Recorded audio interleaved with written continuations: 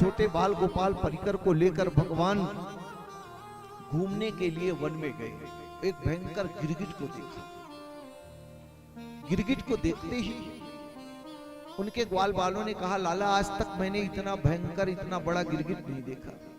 अच्छा, जैसे ही प्रभु ने जाकर उस गिरगिट के ऊपर दृष्टि डाली, वो परम सुंदर पुरुष का रूप धारण करके खड़ा हो गया। प्रभु ने पूछा, कौन हो आप? परिचय देता है कि नृगो नाम नरेंद्रो हम इच्छाकूतनयः प्रभो दान स्वाख्यायमानेषु यदि ते कर्णमस्पृशम्। मुझको नहीं जानते? परीक्षित कहते हैं, भाव तो देखो, अभी गिरगिट योनि में पड़ा था, प्रभु की कृपा से ही वास्तविक स्वरूप को प्राप्त किया। और जब प्रभु ने पूछा कौन हो, तो बोल रहा है कि मुझको नहीं जानते। शायद धरती पर ऐसा कोई जीव ना हो जो मुझको न जाने और आपने नहीं जाना। अच्छा भैया, इतने प्रतापी थे तो गिरगिट क्यों बन गए? जब तो तुम इतने, बोले बस क्या बतलाऊं, संसार में प्रथम श्रेणी में मेरा नाम आता है दानियों में। मैं इक्ष्वाकु, महाराज इक्ष्वाकु का पुत्र सूर्यवंशी राजा नृग। तो गिरगिट क्यों बने? बोले मैं गौदान करता था, नित्य एक गाय का दान करता था। आकाश में अंकित तारों की गणना कोई कर सकता है, लेकिन मेरी दानों की गणना नहीं कर सकता। मैंने कितने दान पुण्य किए। प्रभु ने कहा, इतने बड़े दानी थे तो गिरगिट बन के क्यों पड़े हो? बोला वो तो मैं गलती से कर दिया था। क्या? बोले मैं गौ दान करता था। भगवान ने कहा, तब तुम बुद्धि गाय का दान करते रहोगे। या तीर्थ क्षेत्रों में जो पंडा लोग पूंछ पकड़ा करके 11 रुपए में गौ दान करवाते हैं, वो गाय दान करते रहे। समझा नहीं महाराज?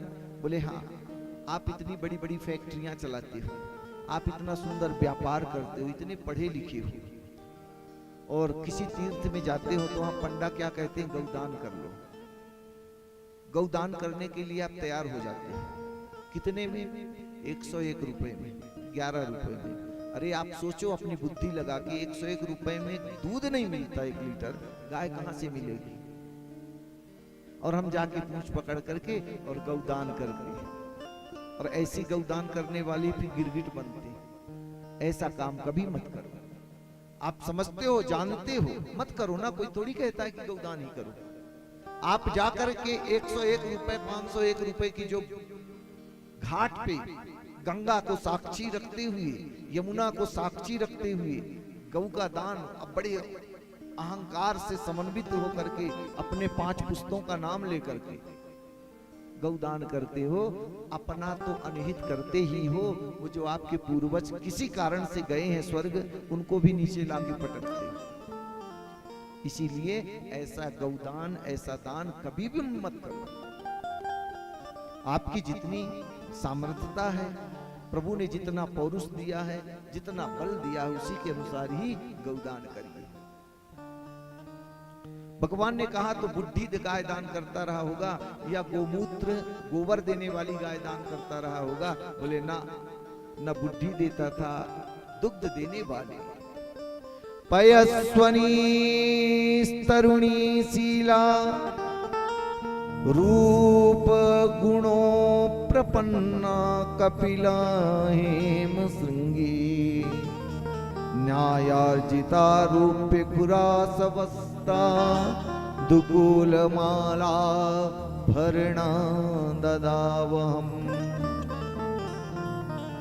नृग राजा कहता है, मैं कैसी गाय दान करता था? बोले पयस्वनी तरुणी शील रूपा, जवान गाय, दूध देने वाली गाय, सब अच्छा, बछड़ा के सहित।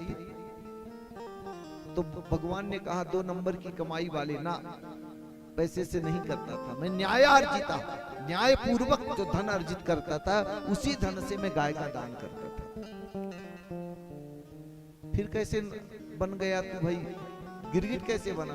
बोले एक बार गलती से मैंने एक गाय ब्राह्मण को दान की, वो रात्रि में उसके घर से छूट करके आकर के मेरे गाय के जो गौशाला था उसमें सम्मिलित हो गई। अनजान बस मैंने दूसरे दिन उसी गाय को दूसरे ब्राह्मण को दान कर दी। जिसको पहले दिन मैंने दान किया था वो लेने आ रहा था, जिसको दूसरे दिन दान किया था वो लेकर के गर्व से प्रसन्न होकर के जा रहा था। दोनों की मार्ग में मुलाकात हो गई। जो जिसको कल दिया था उसने बोला ये मेरी गाय है, जिसको आज दिया था उसने कहा मेरी गाय है। दोनों ब्राह्मणों के बीच द्वंद्व युद्ध हुआ। दोनों ने खूब एक दूसरे को पटका पटकी। अंत में राजा नृग के पास पहुंचे। राजा ने कहा महाराज इसके बदले 100 गाय ले लो। ब्राह्मणों ने कहा अब तो सम्मान की बात है, लेंगे तो यही गाय, नहीं तो नहीं लेंगे। दूसरा भी जिद पे आ गया, पहला भी जिद पे आ गया। अंत में दोनों ने उस गाय का त्याग कर दिया, चले गए। अनजान में हमने ब्राह्मणों के द्वारा लिया हुआ धन बिना गलती की, बिना ज्ञान पूर्ण, क्योंकि वो अनजान से हमारे गायों में आ गई थी। इस कारण मेरे को जब मेरी मृत्यु हुई भगवान के द्वार गया। धर्मराज ने पूछा पहले पुण्य भोगोगे कि पाप? बोले पाप क्या है? बोले तुमने ब्राह्मणों का धन जो खाया था वो पाप है, और जो तुमने दान दिया वो बहुत बड़ा है। मैंने सोचा पाप थोड़ा है, भोग लूं, फिर पुण्य भोगता रहूंगा। जब मैंने धर्मराज के सामने याचना की कि पहले मैं पाप ही भोग लेता हूं, तो आज मैं गिरगिट की योनि की प्राप्ति किया, और आज से मेरा पुण्य उदय हुआ प्रभु, तो आपके दर्शन प्राप्त चरणों में गिर रहा। भगवान कहते हैं ना हम हालाहलम मन्ने विषम यस्य प्रतिक्रिया ब्रह्मस्त्वं ही विषम प्रोक्त्यम नास्य प्रतिविधि भुर्भुवि। आग की ज्वालाओं को से कोई कूद जाए तो कदापि बच भी सकता है, पर विप्रों का धन हरण करने वाला समूलम विनश्यति, उसका खानदान भी समाप्त हो जाता है। ये जहर के समान है, इसीलिए प्रयास करना चाहिए।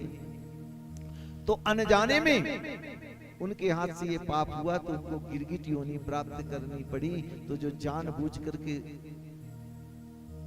अत्याचार, दुराचार, पापाचार में लिप्त रहते हैं तो कौन कौन सी योनियों में जाना पड़ेगा परीक्षित। यह सुंदर प्रसंग नृग उपाख्यान के माध्यम से सुनाया है। अब एक